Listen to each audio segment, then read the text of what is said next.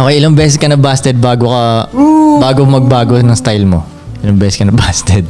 Okay, it took me one, bro. Kailangan namang 10 pa para magbago ka, puta.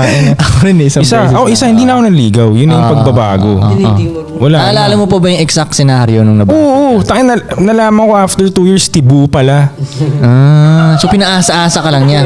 Hindi ko lang nababasa, siguro. Siguro nakukulitan na sa akin yun. Nakala niya magtropa kami siguro. I don't know, dog. Basta Pero biglang nalaman clear ko. na nang ligaw ka sa kanya. Parang ganun eh. So pinapaasa ka lang niya. Kumbaga ginagamit ka siguro niya malamang. Umabot ng 2 years siya, nag-enjoy siya sa ano. Sa attention mo. Oo, tapos Pwede. gusto niya yung mga pabango ko. Lalaki rin pala kasi siya eh. Frank, umabot ng 2 years. Sa akin nagtaka ako ba't pareho na kami pabango after 1 week. Kala ko nababangohan ka sa akin. Kaya gusto mo yun. Kaya mo yung lalaki to eh. Tapos after pagka-graduate ng college, may jowa na siyang girl. Hindi nagka-boyfriend. So, Okay ka. Ilang beses ka na... nababasted ko eh. Oh shit. Sorry can't relate. Ako kasi yung niligawan ko eh. Sorry. Okay. Sa bagay, putang ina, dun sa pinanggalingan mong background, parang hindi usong ligawan dun eh, no? Yes, sir. Let's go! Oh, yung background na pinanggalingan niya. Let's go! What? Ligaw? Ano yun? Di ba ano? Ligaw-liga dito. Same ko. Ako isang beses lang din ako nabasted doon. Naalala ko yung exact na scenario na yun eh. oh, paano yung sa'yo? Bata ka ba nito? Ano? Nabasted ako sa text, tol. Sa text niya ako binasted through text. Yung text pa namin doon, yung may cellphone na may snake na laro. Oh, yung mga ganun. 80 to 10 ata. 1, 2, 3. Hindi ko maalala. Hindi ko maalala. Pero ganun yung mga cellphone na ganun. Basic, okay. Itong babaeng to, ka-school namin siya. Okay. Tapos lagi kami nagkakatinginan. Ganun, lagi kami nagkakatinginan. Lagyan mong background music to kuya. Nahuli ko pa nga siya na ano tuli. Tinan mo nasa auditorium kami. Pinatawag lahat ng estudyante noon. Mayroong event, ganyan. Tapos yung nagbukas siya ng foundation yung ganun. Nakita ko nagbukas siya ng foundation. Tumingin din sa salamin. Oo, nahuli ko. Hinahanap niya ako doon sa salamin. That's what... Oo, sabi ko, ay putay na, may gusto sa akin to. Oo, may gusto sa akin to. So, dati pa lang, tol, marunong ka na chumek ng mga ganun. Hindi, doon, obvious na, hindi na kailangan ng marunong ano. Doon, obvious na yun, hinahanap ka sa salamin. Ito ay paano, asa na ba yung pagtitripan ko? Hindi, kasi nung makita niya sa akin, parang, sige. Check. So, ako, ang lakas ng loob ko, okay. Magiging girlfriend ko to. Parang ganun. Gusto ko sa akin di ba? Kaso hindi ko alam paano dumiskarte nun. Hindi ko alam. Ang alam ko lang na way is mangligaw. Wala akong yun lang ang alam ko na way. Ano yung way na yun? Mangligaw nga. Okay, so... Sabi mo, pwede ba manligaw? Ewan ko, hindi ko maalala. Basta Like, ikaw yung magbuhat ng bag niya, gano'n? Wait, nagpalitan kami ng Change phone number. number. Siguro, tinanong ko sa friend niya mga ganun. Basta naging magka-text kami, ganyan. So, ligaw sa text, ganun. Hindi ko maalala. Ngayon, biglang, nakakatawan, ano na, sabi niya? SOP. Hindi, walang ganun. Kasi text lang yun eh. SOT. Hindi, piso ka text dati to. Oh, tol, may value ang text. May value ang text eh. Hindi ka makakapag-sexting dati dahil piso ka text dati. Totoo yun, tol, totoo. Oh, hindi, di ba? Hindi. Oh, ipapasok ko na. Lalo na tawag, hindi ka makakatawag. 500 pesos pa ata yung SIM card. Di ba? So, ngayon, okay, alam ko nang may gusto namin na isa't isa, di ba?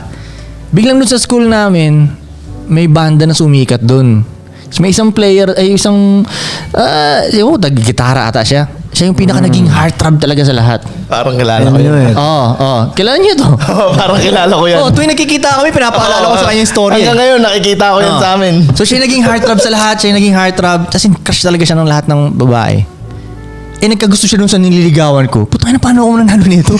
Diba? Ikaw, what the fuck? Kailangan ko ng ligawan to. Putang ina, ganyan. Text ng ganyan. So habang tumatahay ako, titit. Pag ganun, no, yun na, binasted niya na ako sa text. Ano sabi niya? Habang tumatahay ako. Ano sabi niya, Koy? Parang basta sabi Real niya, shit yan. Real shit yan, Goy. basta sabi niya, hindi pwede. Basta parang ganun, di ko maalala paano niya sinabi. Basta busted. Parang di mo na pwedeng ligawan, may boyfriend na ako, gano'n. Parang after nung nag-school na kami, nalaman ko sila na. Oh. Sabi ko, okay, wala akong laban dito sa anong to. Heartthrob yan eh. Kumbaga, nung panahon na yun, understood ko yung game. Natural Natural. Okay. Ito yung pinakasikat na commander dito. Nagigets mo talaga. Oh, Respect. respect. Di ba? Parang ganun, okay, fine. Pero mula nun, Binago mo na yung ano mo nung parang hindi ko magana siguro yun. Parang ganun, hindi ko magana eh. Hindi naman ang ligaw itong banda dito sa kanya eh. Oh, hindi naman ang ligaw si Banda Guy, si lead guitarist sa kanya eh. Hindi naman ang ligaw eh. Yung babae ng ligaw. O malamang. Ako nasa isip ko nun, kaya ayoko naman ligaw kasi pag nanligaw ka, nasa isip ko, binibigyan mo ng chance yung babae i-reject ka eh. Mambasted, oo, no? Di ba? Sa bagay, Ba't oo. ko pa siya bibigyan ng chance nun? Oo. Di ako nanliligaw. Oo, sa bagay. Hindi naman ako naligaw sa'yo. Hindi mo ako nabasted technically. Parang ganun, no? Yeah. Pero ang kulit nun. Pero Pero dati ka, Koy, mas mabilis mabasted yung mga nanliligaw kaysa sa mga hanggang ngayon nangaharot naman na. eh. Kaysa yung Hanggang sa mga ngayon. nangaharot na lalaki. Lalo Siguro na na kasi simpin yung Koy, ganun. lalo ngayon, Koy. Lalo ngayon. Tol, hanggang ngayon, di effective Diba? ang ano. Koy, lalo ngayon, Koy. Gagi, maraming mga galit. Kasi na kung babae. isipin mo, medyo weird nga naman eh, no? Tatanungin mo siya. Oo. Parang, Hindi kasi Pwede ba ako manligaw? Una. Oo, diba? Okay, una, paano mo malalaman? Eh, yung napapanood mo sa mga palabas. Exactly. Ganun ang game. Pwede ba Courtship. mangligaw? Dala ka ng mga ganyan. Magbigay ka ng ganyan. Wala ka ng ibang way na hindi mo pa nababasa yung game eh. Oh. Diba? Kaya akala mo yun ang tamang way. Mali rin kasi sinasabi ng lalaki, pwede ba mag-apply? Eh di pag nag-apply kayo, may tendency kayo i-reject. Yun nga, exactly. Pwede nga maligaw. Yun na nga yun, no? Ano ba, Mel? Kasi sinasabi nga nilang apply. Tama, di ba? Sinasabi nilang So, Big ayun, mixtape. mula nun. So yun, mula nun, hindi na ako ng Pero tingin ko sabihin ng mga babae, hindi kayo respectful, ganyan. Diba? respectful. Na kailangan official na mag-ask kayo na mag-court, may courtship na magaganap. Feeling ko yung Ulo, si Pre, si Adan di naman nanligaw kay Eva. Boom, oo. Kaya nga, oo nga. Nanligaw ba si Adan kay Eva? Hindi, oo. Oh, hindi oh. Oo. Ginawa ni Simping siya. Jad. Hindi, yung ginawa, yung ginawang yun. Pero hindi siya nanligaw.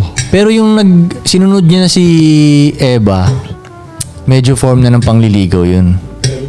So, baka dahil doon, kaya natuloy ang nauso ang ligaw.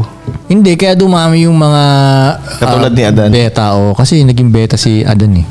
Sumunod siya kay ano eh. Anyway, Pero tingin ko kasi sa panliligaw din tol, parang you're putting your best foot forward masyado eh. Ngayon, pag sa Oo. na, 'di ba? Parang Yes, binibig yung lalaki, yes. okay, every time naman itong buong period naman nililigaw ako na to, iba yung pagpakikitungo ko sa kanya kasi nanliligaw ako eh. Oo, yun yung ayoko dun eh. Yung 'Di ba? Tapos ang mangyayari, ma-exhaust siya dun sa karakter niya na yon pagtapos na siya manligaw. Tapos ilalabas mo na yung tunay na ikaw. Dati ba yung mga hari ng liligaw? Yun, hindi nga eh, pre. Yun nga eh. hindi nga. Okay, alam Sila ko. ang nililigawan. Yun, Kaya pala tangina. ganun ako eh. King Arthur, King Solomon, pre. Hindi tangina. nga eh. Tsaka yun nga, let's say, okay, kunyari, sa mga babaeng makakanood nito, ngayon gets nyo na, yun ang nililigaw sa'yo, hindi yun ang totoong siya. Yep. Oo, sana Diba? magets niyo yun. Yep. Sana mag-gets Yes, nyo. Turuan ko kayo ng game, ladies, ha? Okay, yan. Yun, Maganda yan. yun ang nililigaw sa inyo, hindi yun ang totoong siya. Yes. Yep, pakitang tao lang yan, pakitang tao. Pakita niya yung best niya talaga eh. Di ba? Sa Testingin mo, sagutin mo na agad. Lalabas yung tunay niya. Oh, gusto mong malaman, nga, sagutin mo agad. Baka hindi ka na pagbuksan ng pinto sa Or, kotse hindi, niya. or kahit hindi mo niya sagutin eh. Lalabas na rin yung totoong ano nung... After some time. Mate, wag mo sagutin. Yung iba dyan magto-talk shit sa'yo. Oo nga. Di ba? O, kita mo, lumabas ugali mo. Nang liligaw ka, mabait ka. Pag sinagot mo, tas sasaktan ka rin. Oh. Mas malala. Yun na nga yun. Di ba? Kaya ngayon, kasi pag hindi ka mangliligaw, pinresenta mo na yung totoong ikaw. Wala. Tapos yung babae na magdi-decide ngayon kung okay, gusto ko ba to o hindi. Ganun lang, mas simple. Mas magaan sa Pero balikat. yung balik tayo dun sa sinasabi mo na pag sinasabi nilang ano yun, dapat yun ang tama, mangligaw. Oo, yun yung pinapakita kasi, di ba? Na kailangan formally mag-court ka sa babae, courtship. Sinasabi lang man ata nila yun sa mga mas mababa, mga lesser men eh. Masasabi ba nila yun kay Leonardo DiCaprio? Sabihin, magpapaligo ba talaga sila kay Leonardo DiCaprio? Hintayin ba talaga nilang ligawan sila ni Leonardo DiCaprio? Tama. I get your point. Tama Hindi naman nga yun, talaga tama nga yun. Na lesser value men, syempre, kailangan nila gawin yun kasi hindi sila Koy, sabihin good sa'yo na ng mga regular. babae. Oo, Hindi kasi lahat. kumbaga, Gagaronin ka ng mga sa mga babae. Hindi lahat. Na ano? Hindi lahat ng babae ko ya. Na, ay ano? What do you mean? Kay Leonardo DiCaprio? Hindi, sample lang, gano'n. No. Eh, wala naman lalaking kaya kumuha ng lahat ng babae. Pero hindi yung point kay Leonardo DiCaprio. Dati may nagsabi na kasi sa akin yan eh. Na ano? sabi ko, tawag dito. Basta sabi niya, hindi niya papatulan si Leonardo DiCaprio. Ayoko yun siya. Koy, Okay, pwedeng totoo. Hindi, baka nga sinasabi niya lang sa'yo yun eh. Paano pag silang dalawa na lang sa kwarto? Paano pagkaharap mo na kasi talaga, ano? Oo, paano pagkaharap mo na talaga? Tol, pero pwede rin hindi. Pwede rin hindi naman malaki nga yung chance na hindi. Kasi nga, usually ma-intimidate sila kay Leonardo. Sa ganung level na. Toxitin mo na lang kasi hindi ka... Kaya mo sumama sa kanya? Sige nga. Kaya mo sumama totoo. sa ganyang Totoo, ka-high totoo. value male? Kaya mong kumilos? Tama, Frank. Kaya mo bang Tangina, mag-dinner kaharap yan? Daling ka sa steakhouse niyan, baka hindi mo alam gamitin yung kuberos. Bigla, wild shit yung kaya afford ni Leonardo, di ba? mo, Frank. So most likely, Tsaka- kaya ayaw nila, hindi nila ma-handle. Maraming ganun. Mahirap rin yun maging babae ka ni Leonardo. Yung sa lifestyle niyang yun. Tol, sa Pilipinas Mahirap, lang, mag-English ka bigla. Halimbawa, yung babae hindi ganun ka ano sa English. Parang malaki na rin yung chance na hindi ka niya patulan eh. Dahil mahihirapan pa siya sa'yo. Oh. bro. So hindi lahat ng rejection dahil lesser ka eh. Minsan nga dahil sinisave ka na rin eh. Totoo yan.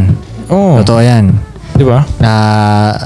Sa based on experience ko, masasabi kong totoo talaga yan. Ako din, meron ako Kasi- dati, naka-overnight ko pa half German chick. Tapos akala ko okay na. Tapos kinabukasan narinig ko, ayaw niya sa akin kasi masyado daw akong malinis. Nakakahiya daw. Ayaw daw niya maligo madalas. Oo, parang ganun. Like, Okay. ano siya, half German siya eh. So parang masyado malinisan si Frank. Parang ligo. Kasi nakasama niya ako sa ano. So, yun, parang hindi lang kayo compatible. You know what I'm saying? Sa akin naman, yung iba ayaw nila sa akin dahil nga itong lifestyle kong to. Siyempre, pag naging babae ko siya, malamang makikilala siya. Ayaw niya yung spotlight na yon. Ay, okay. Okay. Kumbaga, yan nga. Malamang hindi ka talaga para sa gantong lifestyle. May mga babae naman na ride or die na gustong sumakay sa gantong lifestyle, ganyan. Tol, alam mo, na-realize ko rin recently, yung compatibility, ang bilis pala ma-detect. Sobrang bilis pala. So, pwede ka Okay. mag-numbers game talaga. Okay. Na tipong, unang DM pa lang, yung reply pa lang niya sa'yo na una. Gets mo na kung compatible kayo o hindi. Yung paggamit niya ng punctuation marks, like yung haba ng reply niya sa'yo. Alam mo yun, kung interesado siya sa'yo, magigets mo na ang compatibility. Huwag nyo nang itry ipilit for both men and women. Well, pag marami ka ng experience talaga sa ganyan at marami kang kinakausap, check mo na agad message, unang reply pa lang, check mo na agad. Kasi pag konti ang experience mo, let's say, kunyari, tinanong mo siya kung taga-Pasay ba siya. Taga-Pasay ka ba? Tapos ang unang reply niya sa'yo is question mark lang. Diba? No. Pero pag hindi mo alam, pag wala kang game, akala mo lang, sasagutin mo ngayon yung question mark yun. Hindi, wala Lalaruin lang, mo pa tinanong yun. ko lang dahil ganyan-ganyan. Pero pag yung marami ka ng experience, gets mo na yun, okay, hindi ako gusto na ito. Reply pa nga niya eh. Pag wala kang experience. Ay, suplada. Oo nga, no? Ay, suplada. Actually, pwede mo pa nga ma-turn yun eh. Oo nga. Koy, pwede mo pa ma-turn yun eh, yung babaeng yun. May pag-asa pa kung kukulitin mo talaga siya eh. Pero hindi na maganda yung dynamics niya from the start. Hindi na. Totoo, Pwedeng mabore siya, wala pwede. siyang boyfriend ngayon, Totoo, manlilibre ka ng Jollibee o Kukulitin whatever. mo siya. Pag sine kayo, wala Yun siyang na nga. nothing better to do. Boom. Pero yun nga, let's say magbubuhos ka ng oras na ganun. Kaya akala mo magbubuhos ng oras na ganun dahil wala kang Wala kang 20 kausap pang iba. Exactly. Tapos masasayang yung oras mo kasi hindi mo nabasa from the start na hindi ka talaga niya gusto. So, Yup. hanggang kadulu-duluhan, Yup. mahirap na talaga baguhin yun. Mahirap na talaga. Yup. So, una pa lang, gets mo na yung compatibility dapat. Gets mo na yun. Kung konti ang Experience. nagiging compatible sa yung babae or lalaki, Experience. meaning, may something wrong. Yep. Yeah, boy.